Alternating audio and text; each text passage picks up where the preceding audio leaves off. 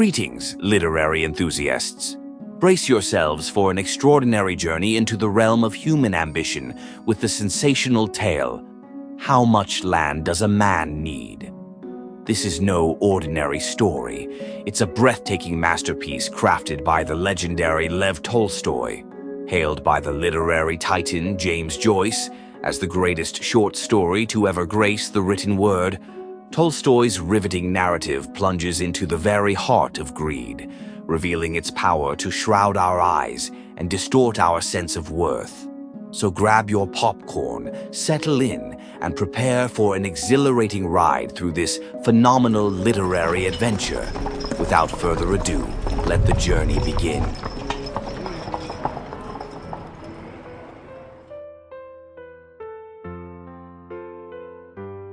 How much land does a man need?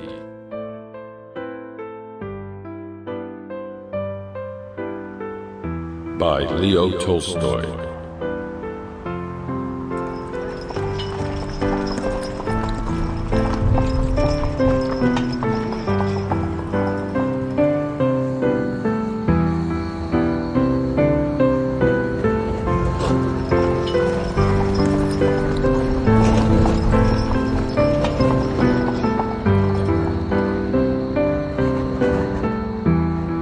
An elder sister came to visit her younger sister in the country. The elder was married to a tradesman in town, the younger to a peasant in the village.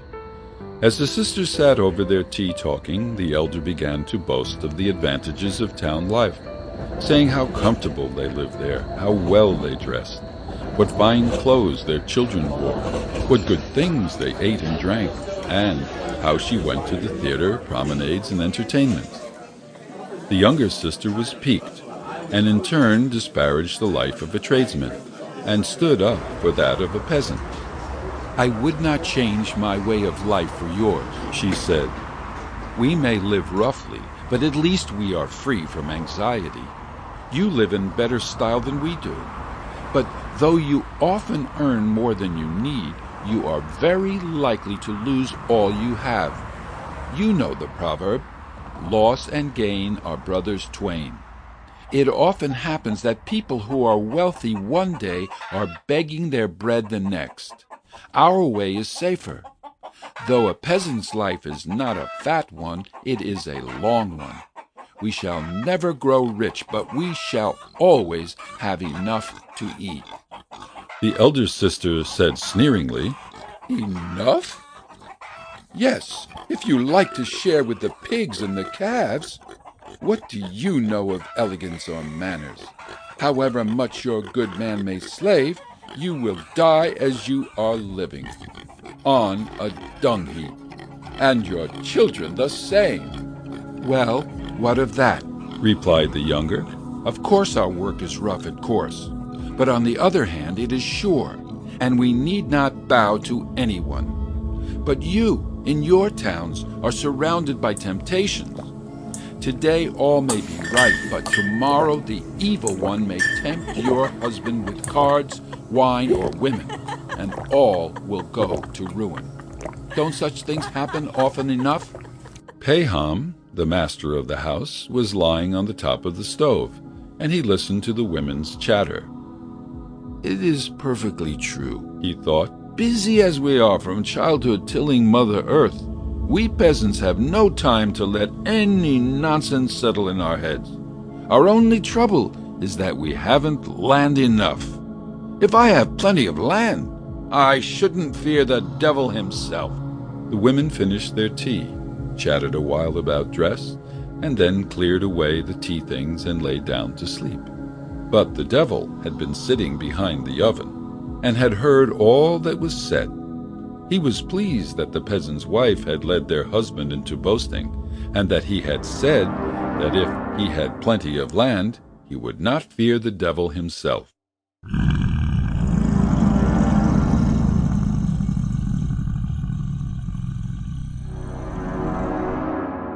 "All right," thought the devil. "we will have a tussle. I'll give you land enough, and by means of that land, I will get you into my power."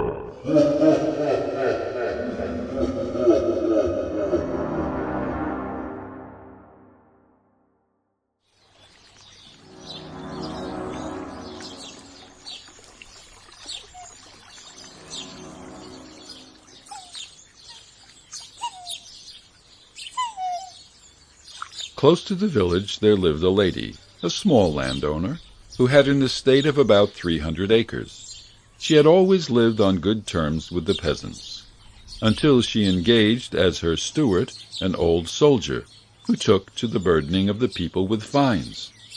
However careful Pahom tried to be, it happened again and again that now a horse of his got the lady's oats, now a cow strayed into her garden, now his calves found their way into her meadows, and he always had to pay a fine. Pahom paid but grumbled, and going home in a temper was rough on his family. All through that summer Pahom had much trouble because of this steward, and he wasn't even glad when winter came and the cattle had to be stabled. Though he grudged the fodder when they could no longer graze on the pasture land, at least he was free from anxiety about them. In the winter the news got about that the lady was going to sell her land, and that the keeper of the inn on the high road was bargaining for it. When the peasants heard this, they were very much alarmed. "Well," they thought, "if the innkeeper gets the land, he will worry us with fines worse than the lady's steward. We all depend on that estate." So the peasants went on behalf of their commune and asked the lady not to sell the land to the innkeeper, offering her a better price for it themselves.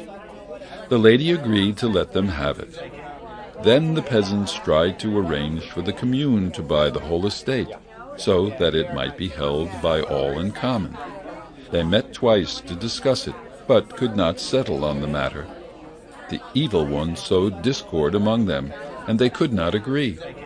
So they decided to buy the land individually, each according to his means, and the lady agreed to this plan as she had to the other. Presently Pahom heard that a neighbor of his was buying 50 acres, and that the lady had considered to accept 1/2 in cash and to wait a year for the other half. Pahom felt envious. "Look at that," he thought. "The land is all being sold, and I shall get none of it." So he spoke to his wife. "Other people are buying," said he, "and we must also buy 20 acres or so. Life is becoming impossible. That steward is simply crushing us with his fines." So they put their heads together and considered how they could manage to buy it. They had 100 roubles laid by. They sold a colt and 1/2 of their bees, hired out one of their sons as a laborer, and took his wages in advance, borrowed the rest from a brother-in-law, and so scraped together half the purchase price. Having done this, Pahom chose out a farm of 40 acres, some of it wooded, and went to the lady to bargain for it. They came to an agreement, and he shook hands with her upon it, and paid her a deposit in advance. Then they went to town and signed the deeds, he paying half the price down, and undertaking to pay the remainder within 2 years. So now Pahom had land of his own. He borrowed seed and sowed it on the land he had bought. The harvest was a good one, and within a year he had managed to pay off his debts both to the lady and to his brother-in-law. So he became a landowner, plowing and sowing his own land, making hay on his own land, cutting his own trees, and feeding his cattle on his own pasture. When he went out to plow his fields, or to look at his growing corn, or at his grassy meadows, his heart would fill with joy. The grass that grew and the flowers that bloomed there seemed to him unlike any that grew elsewhere. Formerly, when he had passed by the land, it had appeared the same as any other land, but now it seemed quite different.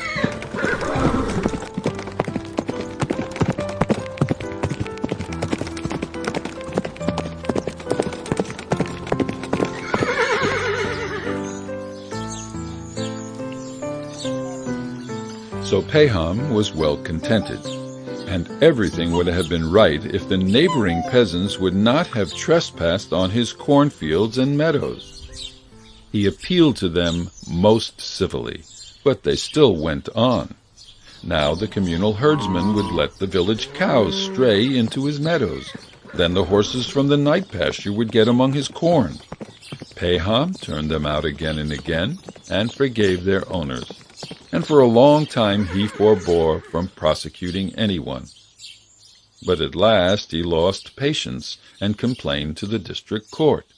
He knew it was the peasants' want of land and no evil intent on their part that caused the trouble. But he thought, "I cannot go on overlooking it, or they will destroy all I have. They must be taught a lesson." So he had them up, gave them one lesson and then another, and 2 or 3 of the peasants were fined. After a time Pahom's neighbors began to bear him a grudge for this, and would now and then let their cattle on his land on purpose. One peasant even got into Pahom's wood at night and cut down 5 young lime trees for their bark. Pahom passed through the wood one day, noticing something white. He came nearer and saw the stripped trees lying on the ground, and close by stood the stumps where the trees had been. Pahom was furious. If he had only cut one here and there, it would have been bad enough, thought Pahom. But the rascal has actually cut down a whole clump. If I could only find out who did this, I would pay him out. He racked his brains as to who it could be. Finally he decided, it must be Simon. No one else could have done it. So he went to Simon's homestead to have a look around, but he found nothing, and only had an angry scene. However, he now felt more certain than ever that Simon had done it, and he lodged a complaint. Simon was summoned. The case was tried and retried, and at the end of it all, Simon was acquitted, there being no evidence against him. Pahom felt still more aggrieved and let his anger loose upon the elder and the judges. "You let thieves grease your palms," he said. "If you were honest folk yourselves, you would not let a thief go free." So Pahom quarreled with the judges and with his neighbors. Threats to burn his building began to be uttered, so though Pahom had much more land, his place in the commune was much worse than before. About this time a rumor got around that many people were moving to new parts. "There's no need for me to leave my land," thought Pahom. "But some of the others might leave our village, and then there would be more room for us. I would take over their land myself and make my estate a little bigger. I could then live more at ease. As it is, I am still too cramped to be comfortable." One day Pahom was sitting at home when a peasant passing through the village happened to call in.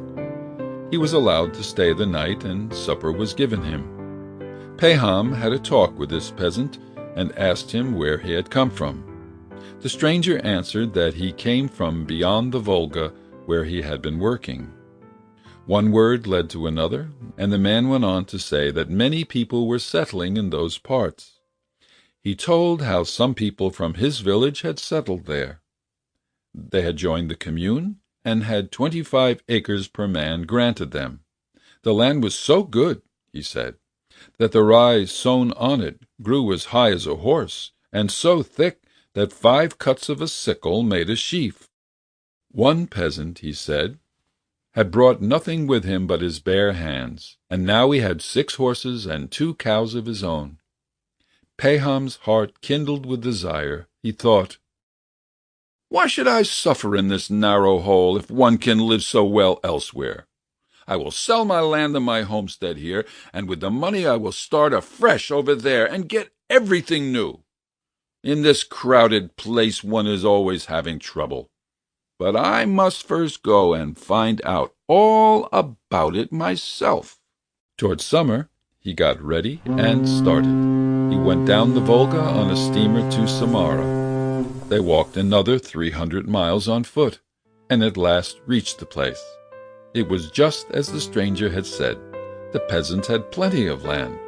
Every man had 25 acres of communal land given him for his use, and anyone who had money could buy besides, at 50 cents an acre, as much good freehold land as he wanted. Having found out all he wished to know, Pahom returned home as autumn came, and began selling off his belongings. He sold his land at a profit, sold his homestead and all his cattle, and withdrew from membership in the commune. He only waited till the spring, and then started with his family for the new settlement.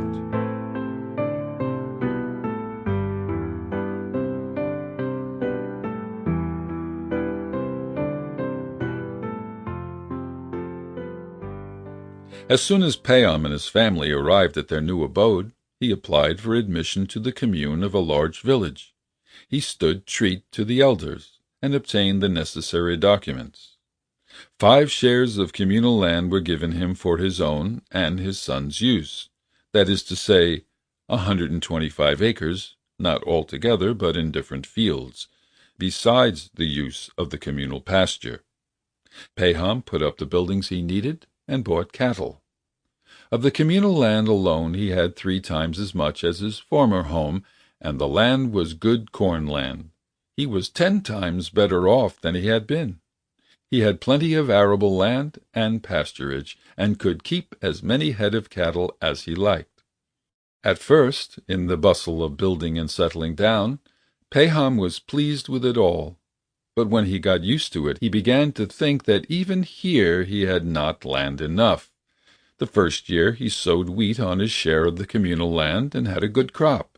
He wanted to go on sowing wheat, but he had not enough communal land for the purpose, and what he had already used was not available, for in those parts wheat is only sown on virgin soil or on fallow land. It is sown for 1 or 2 years, and then the land lies fallow till it is again overgrown with prairie grass. There were many who wanted such land, and there was not enough for all, so that the people quarreled about it. Those who were better off wanted it for growing wheat, and those who were poor wanted to let to dealers, so that they might raise money to pay their taxes. Pahom wanted to sow more wheat, so he rented land from a dealer for a year. He sowed much wheat and had a fine crop, but the land was too far from the village, and wheat had to be carted more than 10 miles. After a time, Pahom noticed that some peasant dealers were living on separate farms and were growing wealthy, and he thought, "If I were to buy some freehold land and have a homestead on it, it would be a different thing altogether. Then it would all be nice and compact." The question of buying freehold land reoccurred to him again and again. He went on in the same way for 3 years, renting land and sowing wheat. The seasons turned out well, and the crops were good, so that he began to lay money by. He might have gone on living contentedly, but he grew tired of having to rent other people's land every year, and having to scramble for it. Wherever there was good land to be had, the peasants would rush for it, and it was taken up at once, so that unless you were sharp about it, you got none. It happened in the 3rd year that he and a dealer together rented a piece of pasture land from some peasants, and they had already plowed it up when there was some dispute, and the peasants went to law about it, and things fell out so that the labor was all lost. "If it were my own land," thought Pahom, "I should be independent, and there would not be all this unpleasantness." So Pahom began looking out for land which he could buy, and he came across a peasant who had bought 1,300 acres, but having got into difficulty was willing to sell again cheap. Pahom bargained and haggled with him, and at last they settled on the price of 1,500 rubles, part in cash and part to be paid later. They had all but clinched the matter when a passing dealer happened to stop at Pahom's one day to get a feed for his horse. He drank tea with Pahom, and they had a talk. The dealer said that he was just returning from the land of the Bashkirs, far away, where he had bought 13,000 acres of land for 1,000 rubles. Pahom questioned him further, and the tradesman said, "All one needs is to make friends with the chiefs. I gave away about 100 rubles worth of dressing gowns and carpets, besides a case of tea, and I gave wine to those who would drink it, and I got the land for less than 2 cents an acre." And he showed Pahom the title deed, saying, The land lies near a river, and the whole prairie is virgin soil. Pahom plied him with questions, and the tradesman said, "There is more land there than you could cover if you walked a year, and it all belongs to the Bashkirs. They are as simple as sheep, and land can be got almost for nothing." There now, thought Pahom. with my 1,000 rubles, why should I get only 1,300 acres, and saddle myself with debt besides? If I take it out there, I can get more than 10 times as much for the money.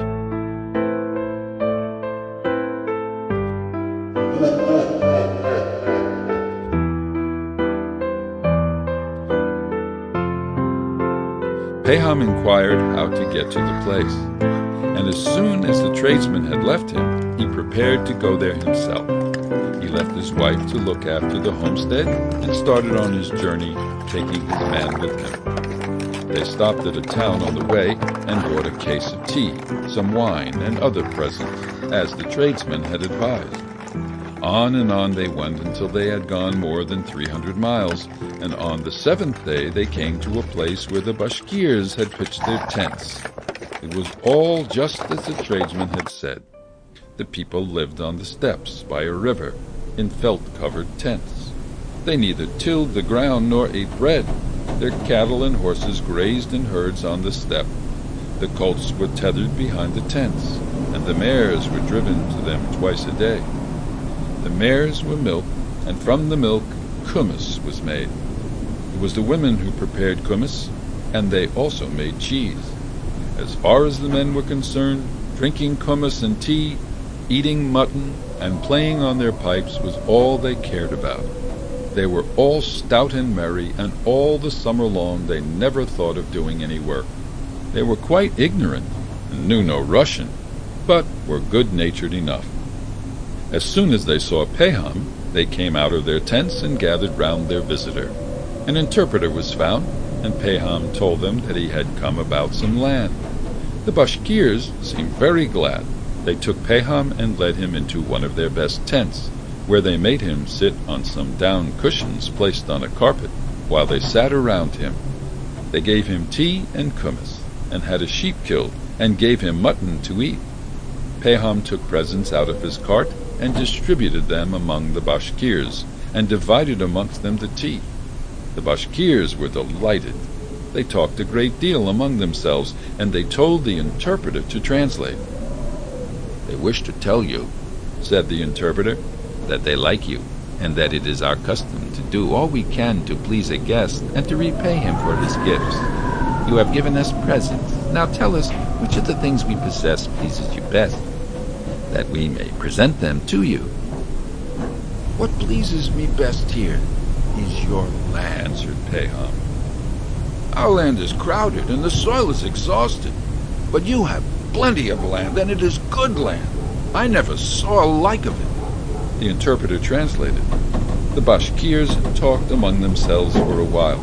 Pahom could not understand what they were saying, but he saw that they were much amused, and that they shouted and laughed. Then they were silent and looked at Pahom, while the interpreter said, They wish me to tell you that in return for your presents, they will gladly give you as much land as you want.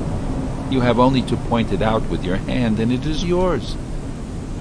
The Bashkirs talked again for a while and began to dispute. Pahom asked what they were disputing about, and the interpreter told him that some of them thought they ought to ask their chief about the land and not act in his absence, while others thought that there was no need to wait for his return.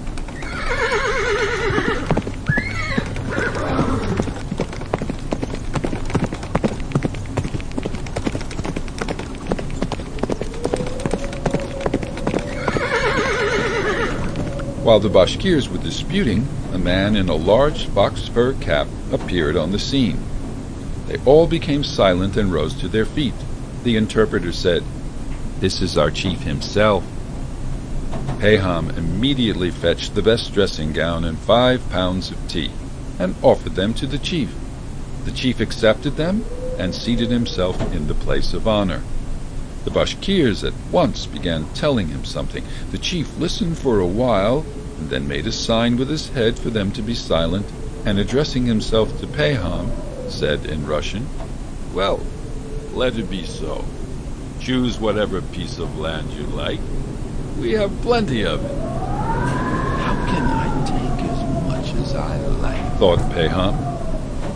I must get a deed to make it secure, or else they may say, "It is yours," and afterwards take it away again. "Thank you for your kind words," he said aloud. "You have much land and I only want a little, but I should like to be sure which bit is mine. Could it be measured and made over to me? Life and death are in God's hands. You good people give it to me, but your children might wish to take it away again." "You are quite right," said the chief. "We will make it over to you." I heard that a dealer had been here, continued Pahom, and that you gave him a little land too, and signed title deeds to that effect. I should like to have it done in the same way. The chief understood. "Yes, that can be done quite easily. We have a scribe, and we will go to town with you and have the deed properly sealed." "And what will be the price?" asked Pahom. "Our price is always the same, 1,000 rubles a day." Pahom did not understand. "A day? What measure is that? How many acres would that make?" "We do not know how to reckon it out. We sell it by the day. As much as you can go round in your feet in a day is yours, and the price is 1,000 rubles a day." Pahom was surprised. "But in a day you can get a large tract of land," he said. The chief laughed. "It will be all yours. But there is one condition. If you don't return on the same day to the spot whence you started, your money is lost." "But how am I going to mark the way that I've gone?" "Why, we shall go to any spot you like and stay there. You must start from that spot and make your round, taking a spade with you. Whenever you think necessary, make a mark. At every turning, dig a hole and pile up the turf. Then afterwards we will go round with a plough from hole to hole. You may make as large a circuit as you please. But before the sun sets, you must return to the place you started from. All the land you cover will be yours." Pahom was delighted. It was decided to start early next morning. They talked a while, and after drinking some more kumiss and eating some more mutton, they had tea again, and then the night came on. They gave Pahom a feather bed to sleep on, and the Bashkirs dispersed for the night, promising to assemble the next morning at daybreak and ride out before sunrise to the appointed spot.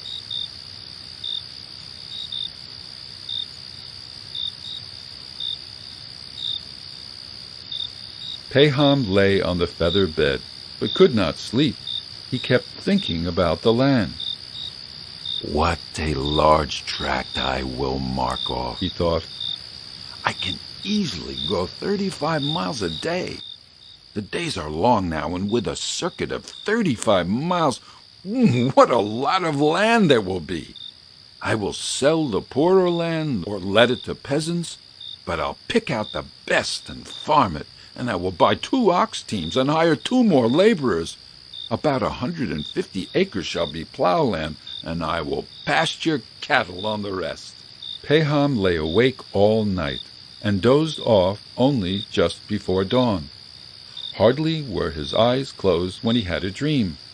He thought he was lying in the same tent, and heard somebody chuckling outside. He wondered who it could be, and rose and went out.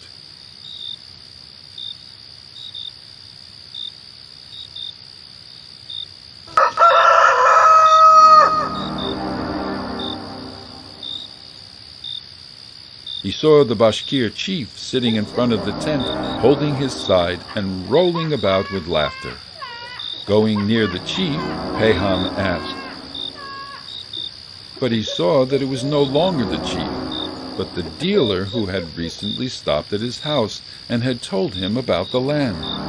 Just as Pahom was about to ask, "Have you been here long?" he saw that it was not the dealer, but the peasant who had come up from the Volga long ago to Pahom's old home. Then he saw that it was not the peasant either, but the devil himself with hoofs and horns sitting there and chuckling. And before him lay a man barefoot, prostrate on the ground, with only trousers and a shirt on. And Pahom dreamt that he looked more attentively to see what sort of man it was lying there, and he saw that the man was dead, and that it was himself. He awoke horror-struck. Ah! What things one does dream, he thought. Looking round, he saw through the open door that the dawn was breaking. It's time to wake them up, thought he. We ought to be starting. He got up, roused his man, who was sleeping in his cart, bade him harness, and went to call the Bashkirs. It's time to go to the steppes to measure land, he said. The Bashkirs rose and assembled, and the chief came too. Then they began drinking kumis again, and offered Pahom some tea, but he would not wait. If we are to go, let us go. It is high time, he said.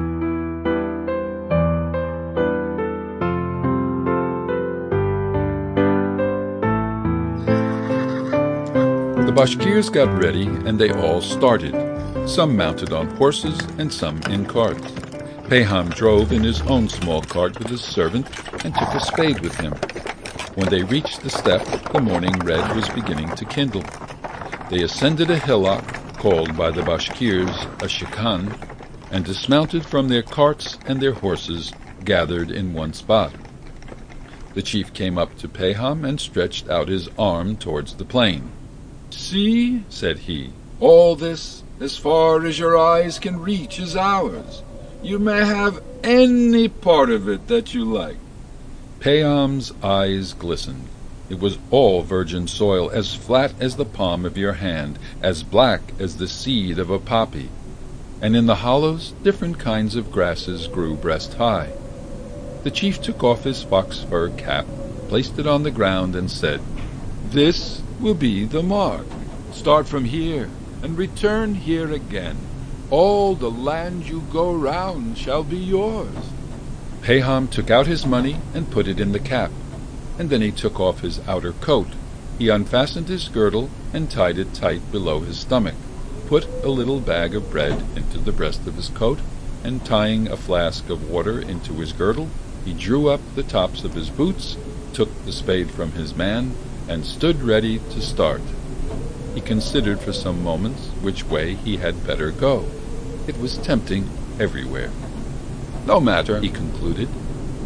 "I will go towards the rising sun." He turned his face to the east, stretched himself, and waited for the sun to appear above the rim.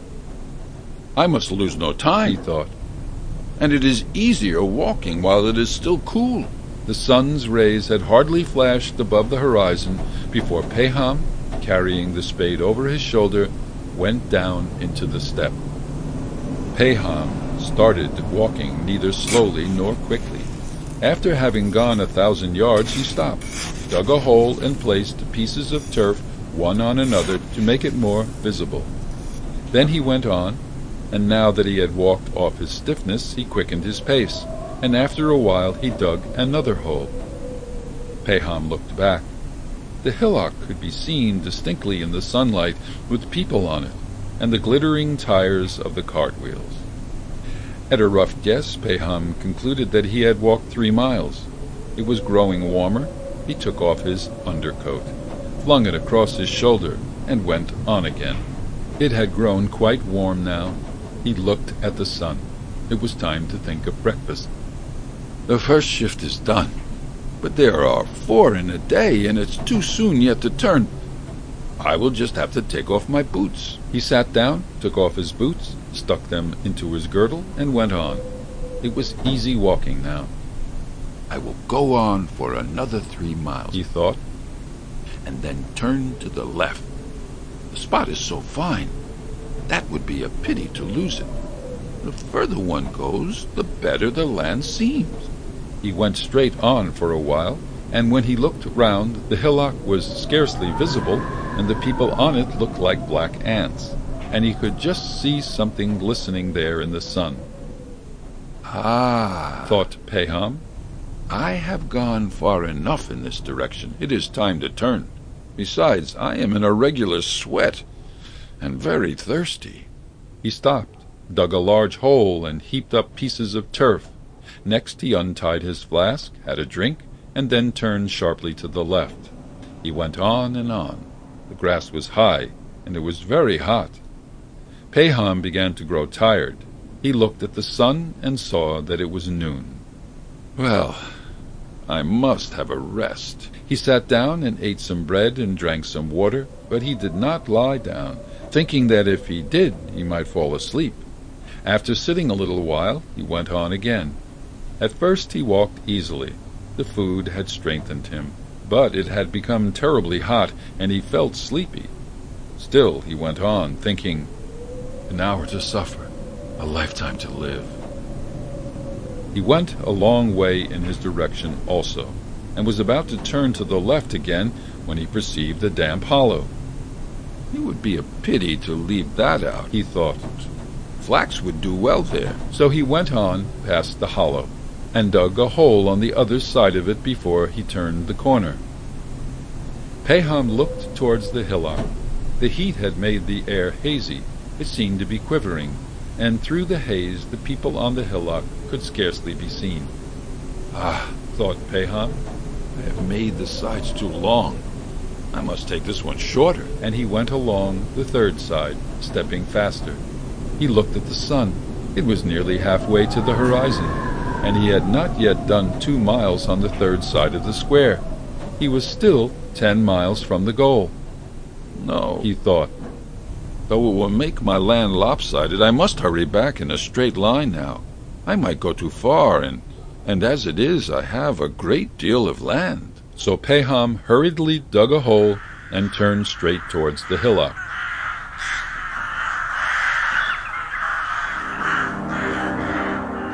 Pahom went straight towards the hillock, but now he walked with difficulty. He was done up with the heat. His bare feet were cut and bruised, and his legs began to fail. He longed to rest, but it was impossible if he meant to get back before sunset. The sun waits for no man, and it was sinking lower and lower. "Oh dear," he thought, "if only I have not blundered trying for too much. What if I am too late?" He looked towards the hillock and at the sun. He was still far from his goal, and the sun was already near the rim. Pahom walked on and on. It was very hard walking, and he went quicker and quicker. He pressed on, but he was still far from the place. He began running, threw away his coat, his boots, his flask, and his cap, and kept only the spade, which he used as a support. "What shall I do?" he thought again. "I have grasped too much, and ruined the whole affair. I can't get back there before the sun sets." And this fear made him still more breathless. Pahom went on running. His soaking shirt and trousers stuck to him, and his mouth was parched. His breast was working like a blacksmith's bellows. His heart was beating like a hammer, and his legs were giving way as if they did not belong to him. Pahom was seized with terror lest he should die of the strain. Though afraid of death, he could not stop. "After having run all that way, they will call me a fool if I stop now," thought he, and he ran on, and drew near and heard the Bashkirs yelling and shouting at him, and their cries inflamed his heart still more. He gathered his last strength and ran on. The sun was close to the rim, and cloaked in mist looked large and as red as blood. Now, yes now, it was about to set. The sun was quite low, but he was also quite near his aim. Pahom could already see the people on the hillock waving their arms to hurry him up.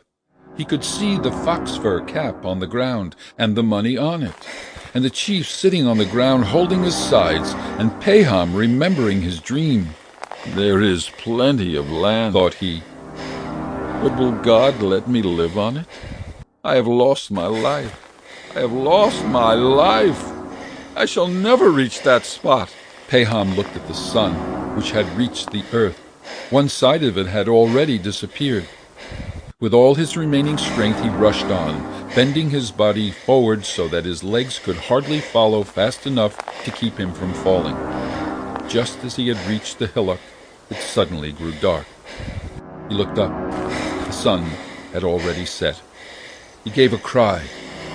"Oh, my labor has been in vain," thought he, and was about to stop, but he heard the Bashkirs still shouting, and remembering that though to him from below the sun seemed to have set, they on the hillock could still see it. He took a long breath and ran up the hillock. It was still light there. He reached the top and saw the cap, and before it sat the chief, laughing and holding his sides. Again Pahom remembered his dream, and he uttered a cry.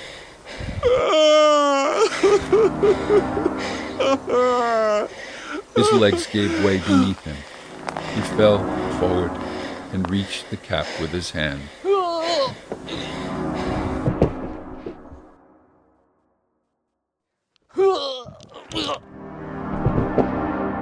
"Oh, what a fine fellow!" exclaimed the chief.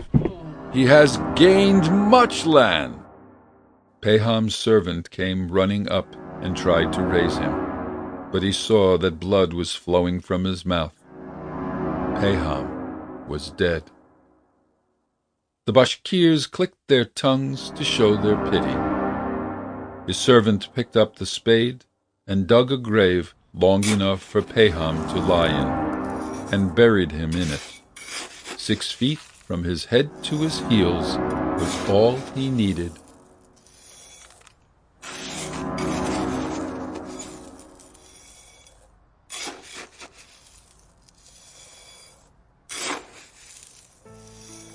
If you enjoy this tale, don't forget to subscribe to be notified about new ones. Thanks for tuning in.